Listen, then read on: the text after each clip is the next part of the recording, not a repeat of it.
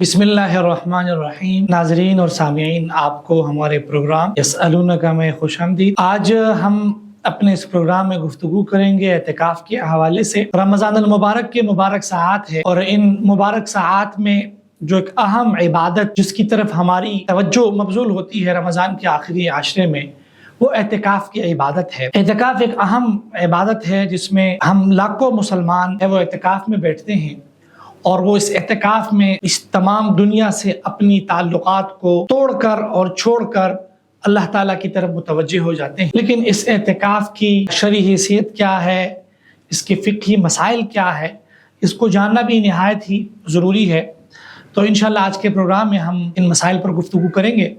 हमारे मेहमान हैं हमारे मुफ्ती ज़ियाउद्दीन साहब, जो किसी तारुफ के मोहताज नहीं। हम आते हैं अपने सबसे पहले सवाल की तरफ। मुफ्ती साहब, एतिकाफ के जो फ़ज़ाइल है उसके मुतालिक हमें और हमारे सामीन को बताएं कि कुरान और सुन्नत में एतिकाफ की क्या फ़ज़ाइल है। जी, बिस्मिल्लाहिर्रहमानिर्रहीम। बहुत शुक्रिया डॉक्टर साहब, आपने दोबारा ये नशिस्त रखी। एतिकाफ बुनियादी तौर पर एक इबादत है और इसका वजूद पहले से उम्मतों में चला आ रहा है। ठीक। ख़ुद कुरान करीम ने जहाँ हज़रत इब्राहीम अलैहिस्सलाम और इस्माईल अलैहिस्सलाम को हिदायत दी तो फरमाया कि अंतहिरा बैती लित्ताइफीन हिदायत दी व रुक्अ सुजूद। जी, कि भाई आप इस बैतुल्लाह को, इस मस्जिद हराम को तवाफ़ करने वालों के लिए, एतिकाफ़ करने वालों के लिए, हाँ जी, और रुकू सजदा करने वालों के लिए साफ़ रखिएगा, पाक रखिएगा, तैयार रखिएगा। तो यहाँ पे ज़ाहिर है कि एतिकाफ़ का भी तज़किरा है जो इस बात की तरफ इशारा करता है कि एतिकाफ़ पहले से चला आ रहा है। और कुरान करीम ने भी एतिकाफ़ का तज़किरा फ़रमाया कि वला तुबाशिरूहुन्ना व अंतुम आकिफूना फ़िल मसाजिद। और ख़ुद जनाब नबी करीम सल्लल्लाहु अलैहि वसल्लम का मामूल था मदीना तशरीफ़ लाने के बाद सिर्फ़ एक साल आप अलैहिस्सलाम ने एतिकाफ़ छोड़ा था। उसकी वजह हदीस में बयान हुई है, तफसील में जाने की शायद मौका नहीं है जी। लेकिन अगले साल जनाब नबी करीम सल्लल्लाहु अलैहि वसल्लम ने उसकी क़ज़ा फरमाई, 20 दिन का एतिकाफ़ फरमाया। और एक साल ऐसा भी आया जिसमें आप अलैहिस्सलाम ने पूरा महीना एतिकाफ़ किया। ठीक है। उसके अलावा जो आपका मामूल था वो 10 दिन आखिरी अशरे का एतिकाफ़ था और जो आपने पाबंदी के साथ किया, आप इस एतिकाफ़ को नहीं छोड़ते थे। बाकी जहाँ तक एतिकाफ़ की फ़जीलत की बात है, ख़ुद अपनी जगह पे एक मसनून अमल है, नबी अलैहिस्सलाम ने इसको एहतमाम के साथ किया। ये ख़ुद इसकी एक बहुत बड़ी फ़जीलत है। ठीक है, हम सुन्नत इबादत अदा करते हैं। ठीक है। और दूसरा ये है कि एतिकाफ़ करने वाले को अल्लाह रब्बुल इज़्ज़त बहुत सारे वो उन चीज़ों का सवाब अता फ़रमा देते हैं जो एतिकाफ़ की वजह से नहीं कर पाता। मसलन एतिकाफ़ में अगर वो बैठा है तो किसी मरीज़ की इयादत नहीं कर सकता। और ये हदीस में भी आता है। जी, हदीस भी आप बयान फरमाएं सवाल। जी, मैं अर्ज़ करता हूँ कि मरीज़ की इयादत नहीं कर सकता या इसी तरह जनाज़े में शिरकत नहीं कर सकता। तो इसलिए आप अलैहिस्सलाम ने फरमाया कि अल-मुअतकिफ़ वो याकिफ़ुज़्ज़ुनूब, जो मुअतकिफ़ है वो गुनाहों से बचा रहता है। ठीक है। वयुजरा लहू मिनल हसनाति कामिलिल हसनाति कुल्लिही, और उसको यानी उसके लिए सवाब जारी कर दिया जाता है, लिखा जाता है जैसे नेकियां करने वालों को सवाब लिखा जाता है। तो वो नेकियां, वो काम जो एतिकाफ़ में बैठने की वजह से वो नहीं कर पाता, वो अलाउ नहीं होते, जबकि आम रूटीन उसकी उन आमाल को करने की होती है तो उसको भी उसका सवाब मिलता रहता है। जी, और इसी तरह एक रिवायत में आता है कि एतिकाफ़ करना 2 हज और 2 उम्रों के सवाब जितना है। यानी इसकी वजह से अगर इस रिवायत में थोड़ा सा कलाम है, लेकिन बहरहाल मजमूई तौर पर फ़जीलत एतिकाफ़ में ये बात काबिल कबूल है कि जिस पे 2 हज और 2 उम्रों के सवाब का तज़किरा है। इसी तरह एक रिवायत है हज़रत अब्दुल्लाह इब्न अब्बास रज़ी अल्लाह तआला अन्हु की तवील रिवायत है। उस रिवायत में आता है कि हज़रत अब्दुल्लाह इब्न अब्बास ने फरमाया कि नबी सल्लल्लाहु अलैहि वसल्लम का इरशाद है कि एक दिन का जो एतिकाफ़ है, एक दिन के एतिकाफ़ की वजह से अल्लाह ताला एतिकाफ़ करने वाले और जहन्नम के दरमियान 3 खंदकें हायल कर देते हैं। और एक खंदक का फासला ज़मीन और आसमान जितना है। तो इतना, यानी एक दिन के एतिकाफ़ की कितनी बड़ी फजीलत है। और फिर ज़ाहिर है कि आप मस्जिद में बैठे हैं, आप उसमें कितनी नेकियां कर रहे हैं, अल्लाह रब्बुल इज़्ज़त की रहमतें, बरकतें आप पर बरस रही हैं और फिर आपको लैलतुल क़द्र मिल जाती है, इतना बड़ा सवाब मिल जाता है जिसका सवाब जो है वो तकरीबन 1000 महीनों से बताया कि बेहतर है। 80 साल 84 साल तकरीबन बनते हैं उसके। तो ये सारी ज़ाहिर की फ़जीलतें वो एतिकाफ़ की वजह से इंसान हासिल कर पाता है। ज़ाहिर इसलिए इसको जो है हत्तल इम्कान इसको करना चाहिए, इससे यानी जान नहीं छुड़ानी चाहिए। बहुत सारे लोग हैं वो नहीं करते, तो उसको करना चाहिए। ये मुफ्ती साहब, एतिकाफ़ की हैसियत भी बताएं। ख़ासकर हम उस एतिकाफ़ की बात करते हैं जो रमज़ान के आखिरी अशरे में किया जाता है, और ये कब से कब तक है और उसकी हैसियत क्या है? एतिकाफ़ जो ये सुन्नत अमल है जी, जैसे मैंने अर्ज़ किया कि जनाब नबी करीम सल्लल्लाहु अलैहि वसल्लम का मामूल था मदीना में आप मुस्तकिल इस्तिकाफ़ फरमाया। और कब से कब तक है? और जो इसकी ड्यूरेशन है वो आखिरी अशरा है। आखिरी अशरे का मतलब ये है कि जो 20واں روزہ جب ختم ہو جا رہا ہے جی اور 21واں شروع ہو رہا ہے، یعنی 20ویں روزے کے اثر سے لے کر 20ویں روزے میں آپ سورج کے غروب ہونے سے پہلے پہلے اپنی مسجد میں اعتکاف کی جگہ پہ، خاتون ہے گھر میں، اور اگر مرد ہے تو مسجد کے اندر جو شرعی مسجد ہے وہاں وہ داخل ہو جائے، اعتکاف کی نیت کر لے، ٹھیک ہے تو وہاں سے اعتکاف اس کا شروع ہو جائے گا. اور جب عید کا چاند نظر آئے گا، چاہے وہ 29 کو نظر آئے یا 30 کو نظر آئے، تو ٹھیک ہے عید کا چاند نظر آنے پہ چونکہ مہینہ ختم ہو جائے گا، اس کا اعتکاف پورا ہو جائے گا. ٹھیک ہے. اور اگر کسی مسجد میں، کسی محلے میں کوئی بھی بندہ بھی اعتکاف کے لیے نہ بیٹھے تو کیا اس حوالے سے ان کا کیا حکم ان پہ لاگو ہوگا؟ یہ جو اعتکاف کا اس کا جو حکم ہے یہ سنت علی الکفایہ ہے. جی یعنی ایسی سنت جو بعض لوگ ادا کر لیں تو باقی لوگوں کی طرف سے بھی ادائیگی ہو جائے گی. ہو جائے گی. تو ٹھیک ہے. پورے محلے کے اندر ایک دو لوگ بیٹھ جائیں تو باقی لوگوں کو بھی سنت چھوڑنے کا جو ہے وہ وبال ان پہ نہیں آئے گا. لیکن اگر کوئی بھی نہیں کرتا تو سب کو سنت کا چھوڑنے والا شمار ہوگا، اور سنت کو چھوڑنے والے پہ ظاہر ہے کہ جو اس کی وعیدیں ہیں اس کے اندر وہ شامل ہو جائیں گے. تو جب اعتکاف کی قسمیں بھی بتائیں، کیا مصنون اعتکاف کے علاوہ واجب اعتکاف بھی ہے یا نفلی اعتکاف بھی ہے؟ یہ بنیادی طور پر اعتکاف کی 3 قسمیں فقہائے کرام نے بیان کی ہے. ایک واجب اعتکاف ہے. جی واجب اعتکاف کا مطلب یہ ہے کہ آپ نے اس کو اپنے اوپر لازم کر لیا. ٹھیک ہے. جیسے کسی نے نظر مان لی نظر مان کہ اگر میرا فلاں کام ہو گیا تو میں اتنے دن کی اعتکاف کروں گا. ٹھیک ہے. تو یہ واجب اعتکاف ہے، اس کو کرنا ضروری ہے. جی. اور دوسری قسم جو اعتکاف کی وہ مسنون اعتکاف کی ہے، جو رمضان کے آخری عشرے میں کیا جاتا ہے، یہ مسنون اعتکاف ہے. ٹھیک. اور تیسری قسم اعتکاف کی وہ نفلی اعتکاف ہے. یعنی آپ تھوڑی دیر کے لیے بھی مسجد میں چلے گئے، آپ نے نیت کر لی کہ میرا اعتکاف ہے، تو وہ تھوڑی دیر کے لیے بھی ہو سکتا ہے، زیادہ دیر کے لیے بھی ہو سکتا ہے، اس کے لیے کوئی ٹائم لمٹ نہیں ہے. باقی جو مسنون اعتکاف ہے اس کی میں نے ٹائم لمٹ بتا دیا کہ وہ آخری عشرہ ہے. جی. اور جو واجب اعتکاف ہے اس میں جیسے اس نے نظر مانی ہوگی، جیسے لازم کیا ہوگا، روزہ بھی کیا ہوگا. ہاں البتہ یہ ہے کہ واجب اعتکاف اور سنت اعتکاف اس کے لیے روزہ شرط ہے، روزہ لازمی ہے. تو ان دونوں کے لیے روزہ شرط ہے، یہ بغیر روزے کے نہیں ہو سکتا. جہاں تک نفلی اعتکاف ہے وہ چند ساعت کے لیے بھی ہو سکتا ہے، چند سیکنڈز کے لیے بھی ہو سکتا ہے، چند منٹ کے لیے بھی ہو سکتا ہے. جتنی دیر تک آپ مسجد میں ہیں تب تک وہ اعتکاف ہوگا، اس کے لیے روزہ شرط نہیں ہے. کہ کیا ہر مسجد میں اعتکاف کر سکتے ہیں یا اس کے لیے بھی کوئی شرائط ہے؟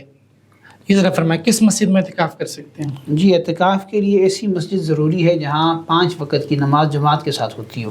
جی. کہ جماعت کی، اور اس کا شرعی مسجد ہونا بھی ضروری ہے. یعنی اگر وہ کسی پلازا وغیرہ میں جو پرے روم پرے ہال بنتا ہے، جو مصلی ہے اس میں تو اعتکاف نہیں ہوگا. شرعی مسجد جو باقاعدہ مسجد کے نام پہ وقف ہو جگہ، وہ شرعی مسجد ہوتی ہے، تو وہاں پہ اعتکاف ہوگا. اور اس میں یہ بھی ضروری ہے کہ وہاں 5 وقت کی کم سے کم نماز ہوتی ہے جماعت کے ساتھ. جمعہ نہیں بھی ہوتا ہے پھر بھی وہاں پہ اعتکاف ہو جائے گا، لیکن 5 وقت کی جو نماز ہے جماعت کا وہاں پہ اہتمام ہوتا ہے. اعتکاف کن چیزوں سے ٹوٹ جاتا ہے مفتی صاحب؟ کون سے ایسے کام ہے کہ اگر بندہ وہ کرے گا تو اس کا اعتکاف ٹوٹ جائے گا، مسنون اعتکاف؟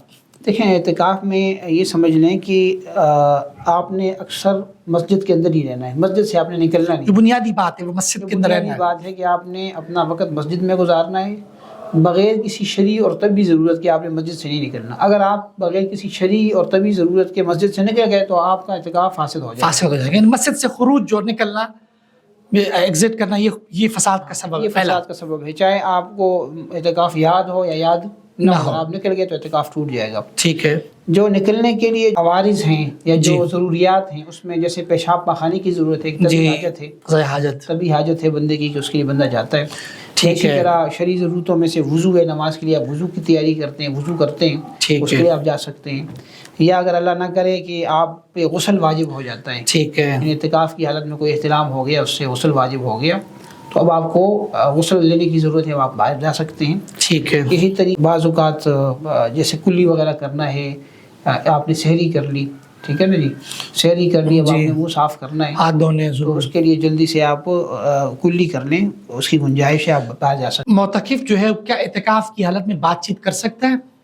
بات چیت کے حوالے سے بعض لوگ بات نہیں کرتے، وہ کہتے جی میرا اعتکاف ہے، تو ایسی کوئی پابندی ہے؟ بعض لوگ تو یہ سمجھتے ہیں کہ اعتکاف میں چپ رہنا عبادت ہے، جی، تو خاموشی کو عبادت سمجھ کے خاموشی اختیار کرنا یہ تو مکروہ ہے.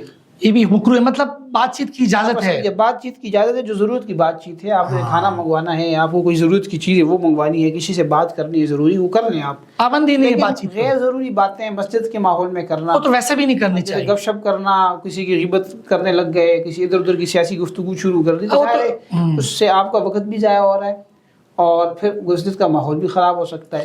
تو یہ منع ہے باقی جو ضرورت کی بات چیت ہے وہ آپ کر سکتے ہیں. اچھا، ہم نا جب یہ بات کرتے ہیں مسجد سے باہر نکلے تو لوگ عموماً یہ سمجھتے ہیں کہ مسجد کا جو مین گیٹ ہے وہاں سے آپ باہر نکلے، تو کیا اس حوالے سے کوئی شرعی حدود ہے کہ مسجد کا مطلب کیا ہے شرعی مسجد کا؟ ہاں، یعنی اعتکاف کے حوالے سے یہ بات تو ہے کہ جب مسجد سے آپ نکلیں گے تو اعتکاف ٹوٹ جائے گا بغیر ضرورت کہ آپ نکل گئے. جیسے کوئی فون سننے کے لیے نکل گیا. نہیں، لیکن مسجد کا مطلب کیا ہے؟ مسجد کا مطلب یہ ہے کہ جو مسجد کی شرعی حدود ہیں جہاں پہ نماز ہوتی ہے. جی. اب دیکھیں مسجد میں واش روم بھی ہے، اس میں وضو خانہ بھی ہے، اس میں کوئی اسٹور روم بھی ہے، اس میں کوئی اوپن ایریا بھی ہے. وہ مسجد کا حصہ نہیں ہے. مسجد کا حصہ نہیں ہے. مسجد کے سے مراد جو شرعی مسجد ہے جہاں نماز ہوتی ہے. جی. اور وہ ہر مسجد میں اس کی اسپیسیفکیشن ہوتی ہے، حال اور صحن اور برآمدہ بنیادی طور پر تو یہ ہوتا ہے. لیکن کہیں پہ ایسا بھی ہوتا ہے کہ انہوں نے کچھ جگہ مسجد میں داخل کی ہوتی ہے، کوئی داخل کی ہوتی ہے، لکھا ہوتا ہے. عام طور پہ جو معتکف ہے جب وہ بیٹھتا ہے تو وہ مسجد کی حدود معلوم کر لے، کوئی ایسا نہ ہو کہ ٹہلتے ٹہلتے باہر نکل جائے وہ تو اعتکاف حاصل ہو جائے. آج کل جس طرح کی موسم گرمی کا، بہت سارے لوگ یہ سمجھتے ہیں کہ اعتکاف میں نہانا کوئی غلط. کیا نہانے کی غسل کی اجازت ہے اعتکاف کی حالت میں؟ دیکھیں اس بات کو اس طرح سمجھنا چاہیے کہ نہانا تو منع نہیں ہے، نہانے کی پابندی، لیکن نہانے کے لیے آپ کوئی مسجد کے اندر کوئی پراپر انتظام کر لیں. مسجد کی حدود کے اندر بعض مسجد حدود کے اندر بعض مساجد میں دیکھا گیا کہ انہوں نے کوئی ایسا کمرہ سا بنا دیا ہے. جی، ڈسپوزیبل کوئی اس طرح کی جگہ بنا دی ہے نہانے دھونے کے لیے، اس میں پانی مسجد کے اندر نہیں جا رہا، باہر نکل رہا ہے، وقتی ضرورت کے لیے اس کو رکھ لیا انہوں نے.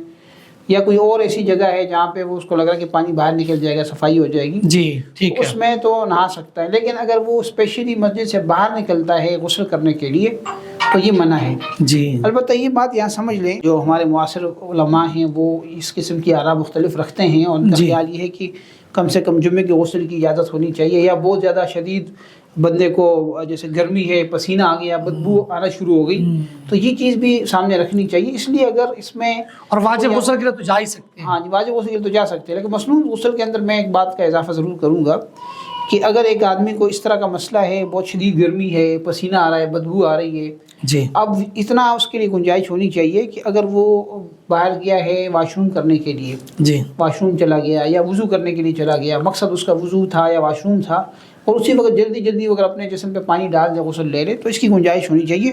اس میں کوئی اتنی زیادہ سختی نہیں کرنی چاہیے. ہاں اسپیشلی غسل کے لیے اس کو نہیں نکلنا چاہیے، کیونکہ اس میں اکثر حضرات کی رائے یہی ہے کہ جو ہے وہ اعتکاف ٹوٹ جائے گا. صرف جمعے کے غسل کے اندر بعض حضرات اس کی گنجائش دیتے ہیں، لیکن بہرحال احتیاط کا پہلو یہی ہے. کیا عبادات کرنی چاہیے اعتکاف کے دوران؟ دیکھیں سب سے بڑی بات تو یہ ہے کہ آپ اعتکاف کے اندر جو ہے وہ مسجد میں بیٹھے ہوئے ہیں، یہ خود کی بات کے اندر آپ کی جو جماعت کی نماز ہے وہ تو بالکل ضائع نہیں ہونی چاہیے. ضائع نہیں ہونی چاہیے. نمبر 1، آپ پہلے سے پراپر طریقے سے تیاری کریں. ایسا نہ ہو کہ نماز کا وقت ہے، لوگ باہر سے آ کے شریک ہونے، آپ واش روم میں بیٹھے ہوئے وضو کر رہے ہیں یا کپڑے دھو رہے ہیں، جو بھی مثلا معاملات ہوتے ہیں لوگوں کے لیٹ ہونے کے، جی، تو یہ نہیں ہونا چاہیے. دوسرے نمبر پر قرآن کریم کی زیادہ سے زیادہ تلاوت. رمضان میں تو ویسے بھی کرنا. تو مسجد کے جو اپنے معمولات ہیں نمازوں کے، تراویح کے، وہ تو اپنے کرنے تو اس کے علاوہ قرآن کریم کی تلاوت ہو، ذکر و اذکار ہو، رات کو تہجد کا اہتمام ہو، دعاؤں کا اہتمام ہو. جی. اور اسی طریقے سے پھر اگر وقت بچتا ہے اس میں بندہ کوئی دینی مسائل سیکھے، پڑھائے.